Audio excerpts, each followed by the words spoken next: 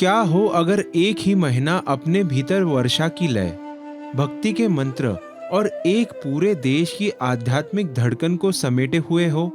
वह महीना है श्रावण, जो भारतीय पंचांग के सबसे पवित्र समयों में से एक माना जाता है। मॉनसून के आगमन के साथ ही यह महीना सिर्फ मौसम में बदलाव नहीं लाता, बल्कि यह एक ऐसा समय है जब प्रकृति और धर्म एक साथ मिलकर उपवास, पूजा पाठ, अनुष्ठान और उत्सवों का मार्ग प्रशस्त करते हैं। भारत भर में श्रावण विशेष रूप से भगवान शिव को समर्पित होता है। इस महीने के सोमवार यानी श्रावण सोमवार गहरी भक्ति, उपवास और मंदिरों में दर्शन के लिए समर्पित होते हैं। कई क्षेत्रों में मंगलवार को देवी पार्वती के लिए मंगला गौरी व्रत के रूप में मनाया जाता है, जिसे विवाहित महिलाएं करती है। यह महीना पवित्र पर्वों से भरा होता है। कृष्ण जन्माष्टमी, भगवान कृष्ण के जन्म का उत्सव, विशेष रूप से वैष्णव परंपरा में घर घर और मंदिरों में आनंद और भक्ति का संचार करता है। रक्षाबंधन, जो पूर्णिमा के दिन मनाया जाता है, भाई बहन के रिश्ते की गहराई और प्रेम को दर्शाता है।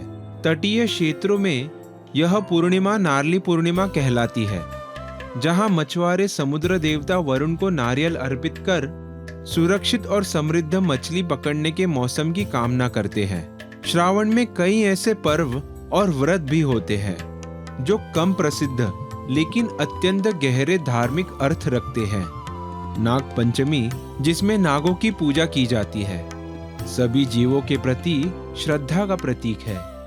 महाराष्ट्र में किसान पोला पर्व मनाते हैं, जहां वे अपने बैलों को सजाकर उनका पूजन करते हैं, क्योंकि वो खेती में उनके प्रमुख साथी होते हैं।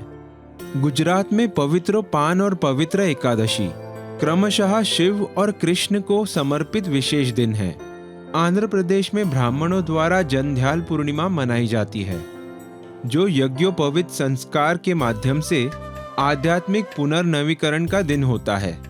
श्रावण केवल हिंदू परंपरा तक सीमित नहीं है। जैन धर्म में यह महीना चातुर्मास या चौमासा की शुरुआत का प्रतीक है।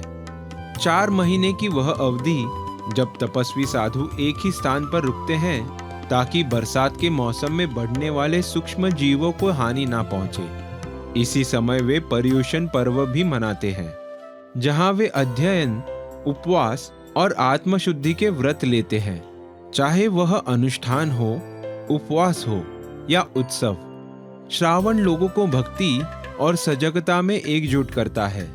यह वह समय होता है जब जीवन की गति थोड़ी धीमी हो जाती है, जब मनुष्य प्रकृति की धड़कनों के साथ तालमेल बिठाता है और भीतर की ओर मुड़ता है। हर क्षेत्र, हर परंपरा में श्रावण हमें यह याद दिलाता है कि ईश्वर केवल मंदिरों में नहीं, बल्कि घर की पूजा में और प्रार्थना करती हुई एक मौन हृदय की श्रद्धा में भी मौजूद है।